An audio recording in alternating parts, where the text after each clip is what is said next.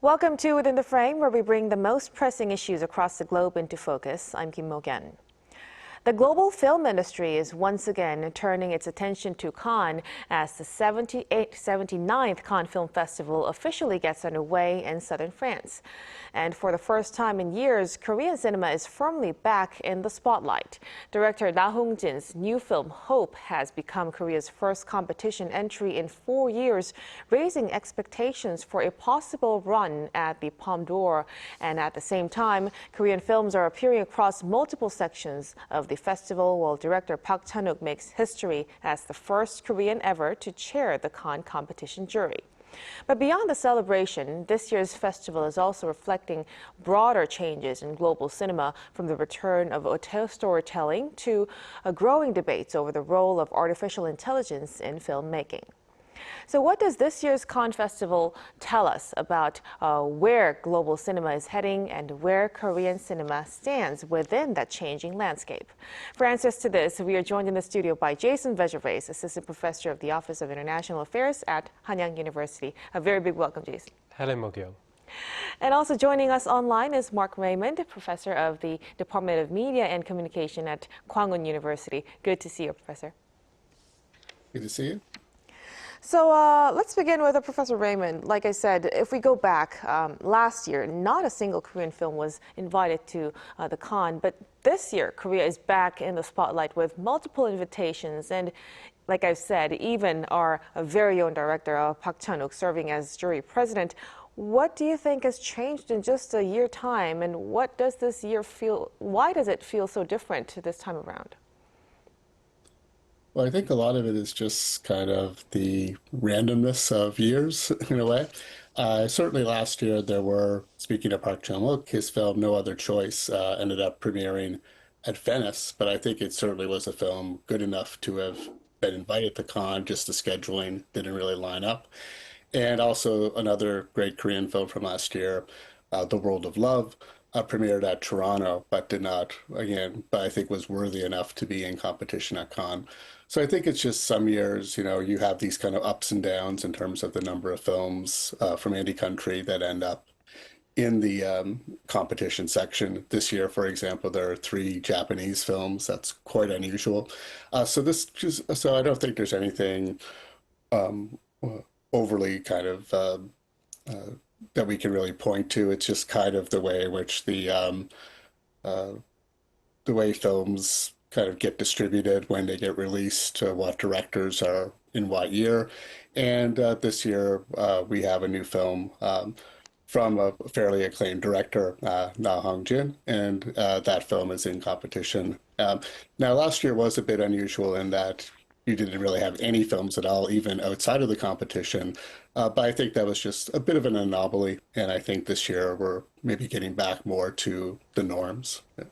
Right, which makes us more excited about this year's event, of course. Now, like we've touched upon, Professor Vegervais, director Park Chan-wook, he becomes the first Korean ever to chair this Cannes competition jury. How significant is that role? Please explain for our viewers.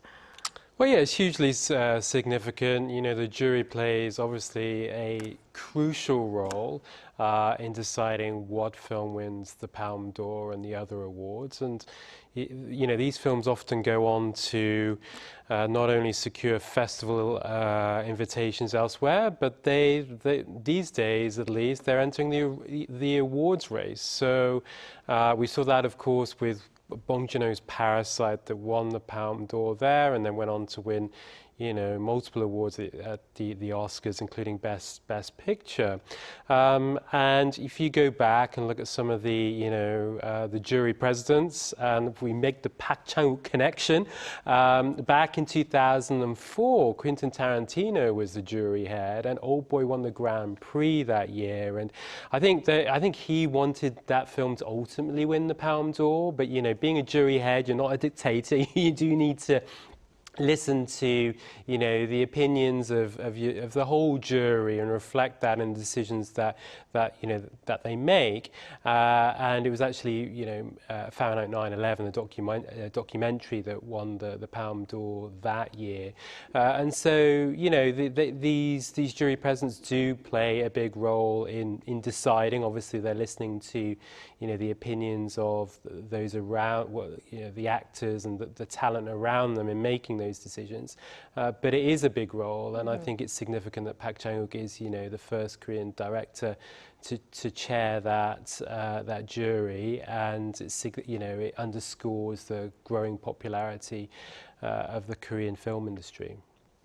So it is indeed a representation of how much Korean film has become, you know, globally accepted, right? Oh, absolutely, and you know, Park Chan-wook is someone who's, you know, his films have been in competition multiple times, and of course you've got the other auteurs, Lee Chang-dong, you've got Bong Joon-ho, and I'm sure, you know, they'll get their time, they'll have their time, you know, where they're, you know, the jury head at some point, because they're just, you know, titans of global cinema. But it is, you know, Park Chan-wook, I mean, Park Chan-wook was the first, well, Old Boy was the first Korean film. Well, actually, it wasn't the first Korean film to win an award at the Cannes Film Festival, but it was the first Korean film to win, like, the second prize. In Kwon-taek won Best Director there for Chim Hwa-son. So it's not a surprise that he is now heading the jury. I mean, of course, you know, Parasite was the first film to win the Palme d'Or, but that came much later. So we will definitely be looking forward for more appointments from no doubt, moving forward. Now, among these invited films, Na Hong-jin's Hope is especially drawing attention as Korea's first entry in 4 years. Professor Raymond, what makes Hope one of the most anticipated films at the Cannes this year?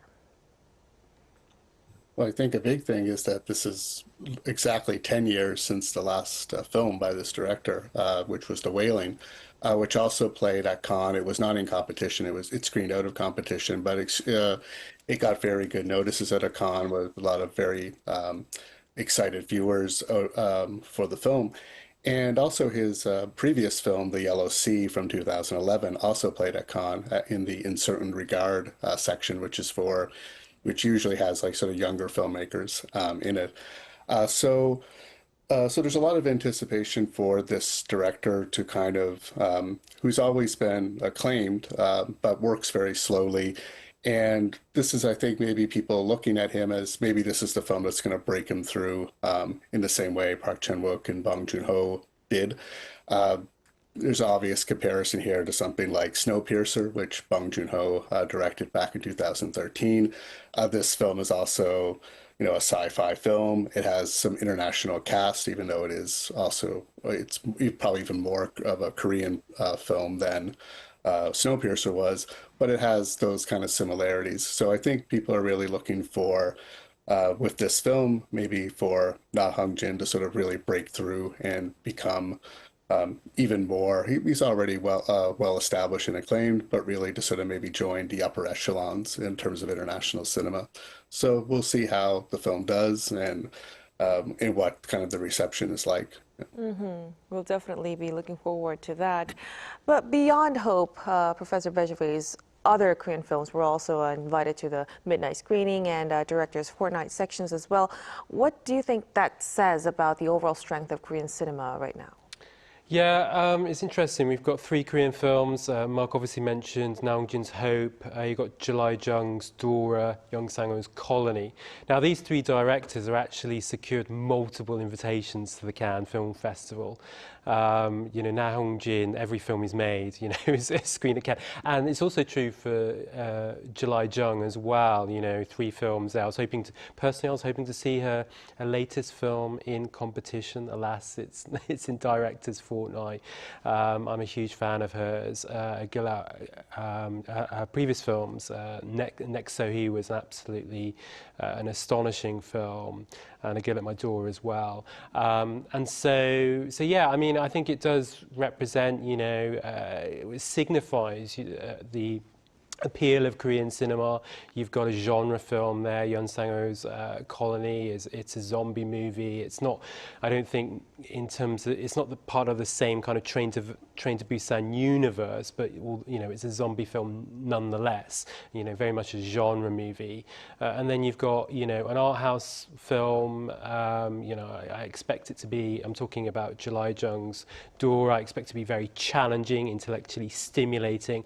And then you've got Na Hong-jin's Hope, and goodness knows what that's about. We don't know much about it at the moment, but I'm sure it's going to veer off in all sorts of different directions, as was the case with The Wailing, and meshing genres.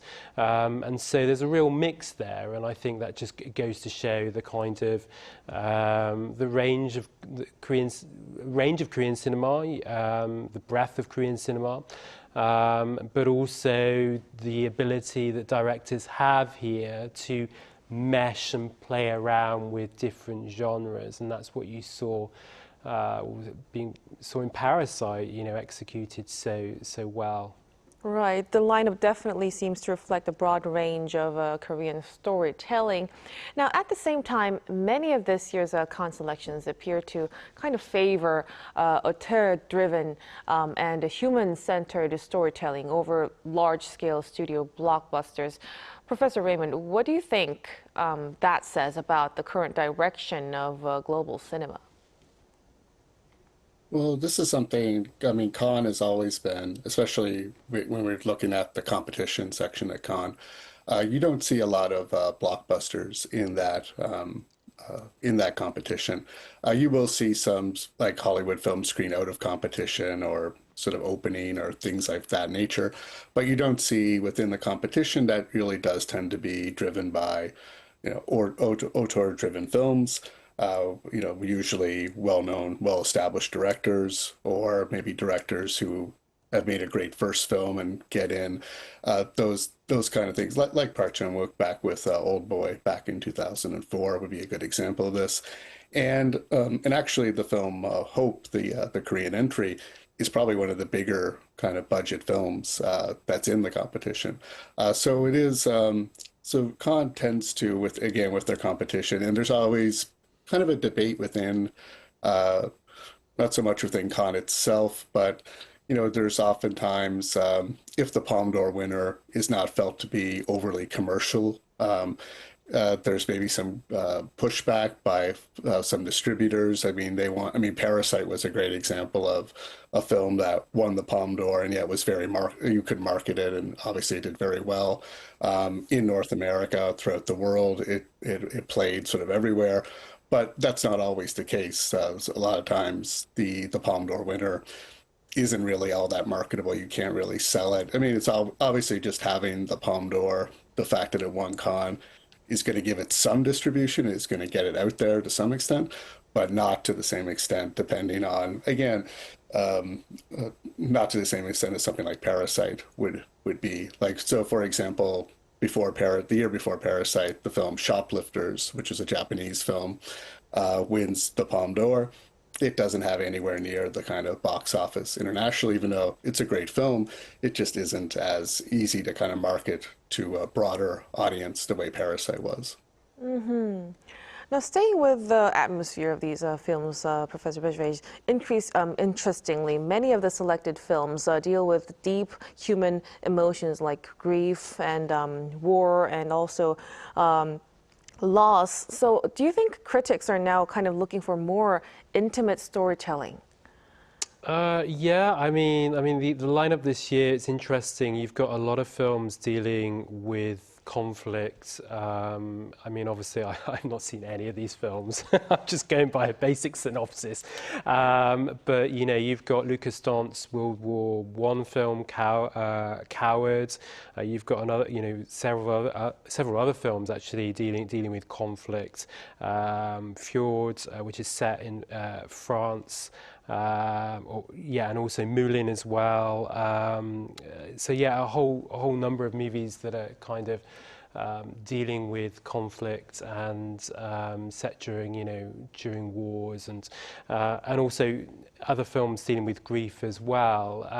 And yeah, I think there is, it's really important that that audiences connect with films and with characters, and often it is through these kind of emotional journeys. But I think what's interesting with Cannes especially is I heard this phrase, event art house space. And I think Parasite was a really important moment in that. I mean, kind of carrying what Mark was saying.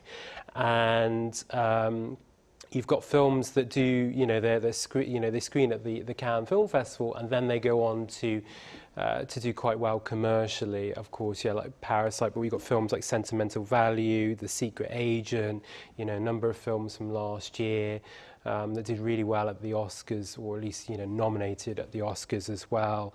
And so it'd be interesting to see what happens this year, and whether that continues, because I think 2019, 2020 art house cinema or non-English language cinema, it changed. Like, it really did. Like, the accessibility and the appetite for it has changed. It's not to say there aren't challenges these days, but I think it's a really interesting time for critics, going back to your question, but also general audiences as well. Mm-hmm. Now, shifting gears, we hear that the Cannes is also becoming a very big stage for debates over the future role of AI in filmmaking. So the festival says AI can assist production, but films driven primarily by generative AI will be excluded from the competition. Professor Raymond, why is the industry trying to draw that kind of line right now? Well, I think it's because of this kind of fear of AI kind of being a replacement for so many of the people who work on films. And so what I think Cannes and I think the industry overall is what they want to do with AI is really to see it maybe as a tool, as something that maybe an extension of something like computer generated imagery, CGI, as something that can make it more affordable for more filmmakers to put more special effects in their films, things of that nature. But they wanted to kind of draw the line at having AI replace, actors, writers, those more creative kind of parts of the industry. And so this is why there's this kind of sort of anxiety around this technology. This isn't anything new. There's always kind of when CGI replaced practical effects, there was within that branch sort of anxiety about that. But this is AI is much broader and much more potentially threatening. And so that I think that's where a lot of this kind of debate goes. And it's not surprising that Cannes is more on the anti-AI side. You see other festivals maybe embracing it a little bit more. But because Cannes is so much associated with the art of cinema, as you know, Cannes also had fights with Netflix and things like that over the years. So Cannes always going to be, I think, maybe on the more reluctant side in terms of AI than maybe some other festivals would be. But I think this is something that most people in the industry have at least a lot of caution about, if not outright kind of hostility towards. Right. A lot of debate has been raised about this use of AI. Now, speaking of which, Professor Regeres, then how do you think the industry should be able to draw this line between technological development and human creativity? Well, it's a tough question, I know. Yeah, I mean, this is $1 million question. Everywhere I go, it's like AI, and there is this debate. I think Korea on the whole seems to be embracing. It's a grand generalization there, but it seems to be embracing AI, and the film industry. Already we've seen festivals like the Busan International Fantastic Film Festival, otherwise known as BIFAM. They've had a big AI focus, and you know, some see it as a tool to do, you know, for visual effects and so on and so forth. And I've seen some of these AI films, and you know, the clarity is quite unnerving. But yeah, how far do we go with AI? I mean, AI doesn't have a soul, and so, you know, storytelling is so. I mean, like creating that story, that kind of going back to what I was talking about, you know, that emotional connection between the audience and the film and the characters. That's something I don't think AI can do. It will try, and you'll get people that will try and get it to do that, but I think it will really struggle to do so. And so I think, you know, there is this debate in how far we want to go with artificial intelligence in terms of filmmaking and the whole processes. And sure, it can help save money. There's no doubt about that. And given the problems of where the industry is right now, with a lack of investment and the changing in viewing habits and so on and so forth, so there is that opportunity. But I think there is that risk. You don't want. I don't want to sound, you know, like the two Terminator style, and you know, but where you've got, you know, AI kind of out of control. But yeah, I mean, I see it as a tool potentially, but you know, I'm worried about it going, you know, too much further in, you know, and also taking jobs away. I mean, there are people whose livelihoods depend very much, you know, on their work, and they're losing work to AI. And sure, the industry has to evolve with that. But these are pressing questions that will be certainly talked about at Cannes and other festivals to come. Right, definitely. So finding that balance would be a very major challenge going forward. But thank you so much for your insights, Professor Vejbrej. We'll have to, unfortunately, conclude our discussion tonight. Thank you. Thank you for having me. And of course, Professor Raymond, too, we really appreciate your time and your insights tonight. We really appreciate it. Thank you. And that'll be all from us on Within the Frame. Be sure to tune in again next time as we continue to explore the stories that matter. Till then, stay informed and engaged.